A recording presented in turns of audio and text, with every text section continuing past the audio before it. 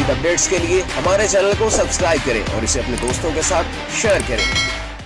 احساس نیوز کے ناظرین السلام علیکم، امجد ارشاد چودھری نئی ویڈیو کے ساتھ کی خدمت میں حاضر ہے۔ آج ہم جو ویڈیو لے کر آئے ہیں ایک اور افسوسناک واقعہ پیش آیا ہے جو آپ کو پتہ ہے۔ نہ جانے ہم لوگ کیوں جو ہے اب جو ہے اپنے ہوائی اڈوں کو بھی جو ہے وہ پولیس اسٹیشنوں کی طرح عوام کے لیے، مسافروں کے لیے خوف زدہ کرنے والے مقام بنانے پر تلے ہوئے ہیں۔ حالانکہ دنیا بھر میں جو ہوائی اڈے ہوتے ہیں وہ سب سے سافٹ مقام ہوتے ہیں، وہاں پر تو اونچی آواز میں بات نہیں کرتا، لیکن ہمارے ہاں اب ایئرپورٹس کے اوپر بھی مسافروں پر تشدد یا کچھ مسافروں کی جانب سے بھی جو ہے وہ عملے کے ساتھ جو ہے بدتمیزی اور تلخ کلامی جو ہے وہ معمول بنتی جا رہی ہے، اور ان سب چیزوں سے دنیا بھر میں جو ہے ہم پاکستان کی جگہ سائی کر رہے ہیں، اس کے علاوہ کچھ نہیں کر رہے، اور اس طرح کے واقعات مسلسل ہو رہے ہیں۔ اور یہ ایک ڈپارٹمنٹ نہیں ہے، یہ ایئرپورٹس پہ جو مختلف ڈپارٹمنٹس ہوتے ہیں ان کے حوالے سے جو ہے مسافروں کی شکایت بڑھتی جا رہی ہیں، اور اتنی بڑھ گئی ہیں مسافروں کی شکایت کہ اب ہم باہر کے لوگوں کو تو ہم کیا بلائیں گے سیاحت کے لیے۔ ہمارے کئی اوورسیز پاکستانیوں نے اپنے ملک آنا کم کر دیا ہے یا چھوڑ دیا ہے، اور وہ اب جب اپنے لوگوں سے، اپنے گھر والوں سے ملنا ہوتا ہے تو وہ ان کو جو ہے سعودیہ بلانے لگ گئے ہیں، اور سعودیہ میں وہ کہتے ہیں جی ہاں جی ہم بھی عمرہ کر لیں گے، وہ بھی عمرہ کر لیں گے، اور جتنے دن ہم نے اکٹھا رہنا ہے ہم وہاں پر رہ لیں گے، ایک عبادت بھی ہو جائے گی۔ تو یہ آپ اس طرح کا ماحول جو ہے وہ پیدا کر رہے ہیں ایئرپورٹس کے اوپر، کہ جس کی وجہ سے اب وہ سیاحت یا غیر ملکیوں ہم نے کیا بلانا ہے، ہم نے اپنے اوورسیز پاکستانیوں کے دلوں میں ڈر اور خوف پیدا کر رہے ہیں کہ جی یہاں پر جو ہے وہ اس طرح کے واقعات پیش آ سکتے ہیں۔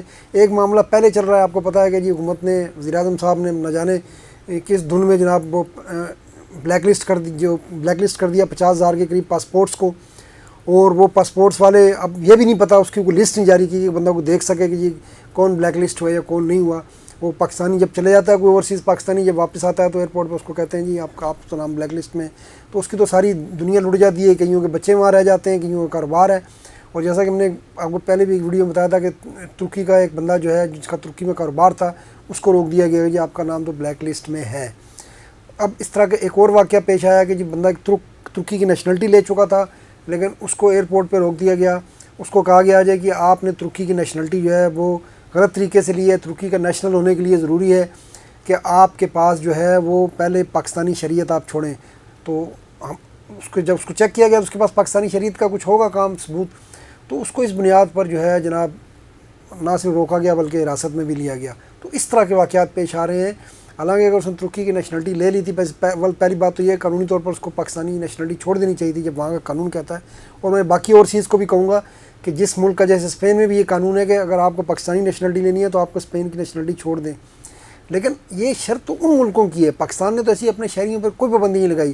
ہاں جس طرح انڈیا نے اپنے شہریوں پر پابندی لگائی ہوئی ہے کہ وہ دوسرے ملک کی شہریت نہیں لے سکتے، اس کے لیے انہیں انڈین نیشنلٹی چھوڑنی پڑے گی، لیکن پاکستان نے جب ایسی کوئی شرط نہیں لگائی ہوئی تو ہمارا امیگریشن عملے کو کوئی جواز نہیں بنتا کہ اس نے ترکی کی نیشنلٹی بھی لی ہوئی اور پاکستانی نیشنلٹی بھی۔ یہ اعتراض ترکی کے حکام کر سکتے ہیں، ہمارا کیا بنتا ہے؟ ہمارے قانون کی تو کسی خلاف ورزی نہیں کی، لیکن یہ معاملات اس طرح کے مسلسل پیش آ رہے ہیں۔ پھر آپ کو پتہ ہے کہ 8 اضلاع گجرات، منڈی باولدین، بھمبر، سیالکوٹ، حافظ آباد، جہلم سمیت جو ہے 8 اضلاع جو ہے وہ حکومت نے جو ہے ان کو کہ 1.5 کروڑ کی آبادی ہے، ان سب کو مشکوک قرار دے دیا ہے۔ لیٹر جاری کیا ہوا ہے کہ ان میں سے ان اضلاع سے تعلق رکھنے والا کو پہلی بار باہر جا رہا ہے تو اس کو روکو، اس کو چیک کرو۔ اب اس کے نتیجے میں کیا ہوا ہے؟ پچھلے 3 ماہ میں تقریباً 10,000 لوگ آف لوڈ ہو گئے۔ وہ 10,000 لوگ جنہوں نے بڑی مشکل سے ویزا لیا ہوگا وہ آف لوڈ ہو گئے، ان کے ٹکٹ ضائع ہو گئے کروڑوں روپے، اور وہ 10,000 لوگ اگر باہر جاتے تو وہ کما کے ملک کو ہی بھیجتے، ملک کا ہی فائدہ ہوتا۔ ملک میں پہلے اتنی بے روزگاری ہے، وہ 10,000 لوگ تو آپ کے کم ہو سکتے تھے، کیونکہ ان میں زیادہ تر تو کچھ عمرے والے بھی ہیں جو مشکوک تھے، چلے ان کو تو ٹھیک روکا گیا اگر بیکاری جا رہا ہے، لیکن اس میں بڑی تعداد ایسی ہے جو اسٹوڈنٹ ویزوں پہ جا رہے تھے، جو ورک ویزے پہ جا رہے تھے، یا کوئی جو ہے وزٹ ویزے پہ جا رہے تھے۔ وزٹ ویزے میں بھی بہت سے ملکوں میں جا کر لوگ ورک پرمٹ حاصل کر لیتے ہیں، لیکن یہ 8 اضلاع پہ تو خاص نظر کرم گورنمنٹ نے کر دی۔ ان اضلاع کی تمام آبادی کو مشکوک قرار دے دیا لیٹر جاری کر کے کہ ان اضلاع سے کوئی بندہ باہر جائے تو اس کو جو آپ روک سکتے ہیں، آپ اس کو آف لوڈ کر سکتے ہیں۔ ایک جو ہے وہ کہتے ہیں لائسنس ٹو آف لوڈ دے دیا گیا امیگریشن حکام کو، وہ معاملہ بھی چل رہا ہے۔ اور اب جو ہے یہ اس طرح کے واقعات بھی پیش آنے لگے ہیں کہ مسافروں پہ تشدد ہو رہا ہے، مسافر بھی خیر کچھ ایسی غلط حرکت کر رہے ہیں۔ تو یہ جو تازہ واقعہ پیش آیا، آپ کو پتہ ہے لاہور ایئرپورٹ پر یہ 3 خواتین تھیں، ان کے ساتھ بچے بھی تھے، یہ 6 لوگ جو ہے وہ UAE کی ریاست راس الخیمہ سے آئے تھے۔ ان کے پاس 2 بیگ تھے جو ویڈیو میں نظر بھی آ رہے ہیں، ان بیگوں میں ان کے پاس جو ہے وہ دلہن کے لہنگے تھے، ٹھیک ہے جی، اور پھر جو ہے آپ کسٹمر کام کہتے ہیں کہ ان میں جو ہے وہ تقریباً 1.5 درجن یا 2 درجن جو ہے وہ CCTV کیمرے بھی تھے. تو یہ کوئی ایسی چیز تو نہیں تھی.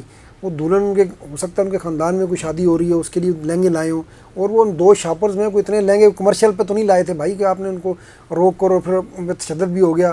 انہوں نے بھی خیر بدتمیزی کی اور انہوں نے بھی ہاتھ چلایا، لیکن بات یہ ہے کہ یہ تو مسافر تھے. تحمل کا مظاہرہ کس نے کرنا تھا؟ وہ کسٹم نے. اور پھر وہ دو شاپرز میں کتنے لہنگے آ گئے ہوں گے.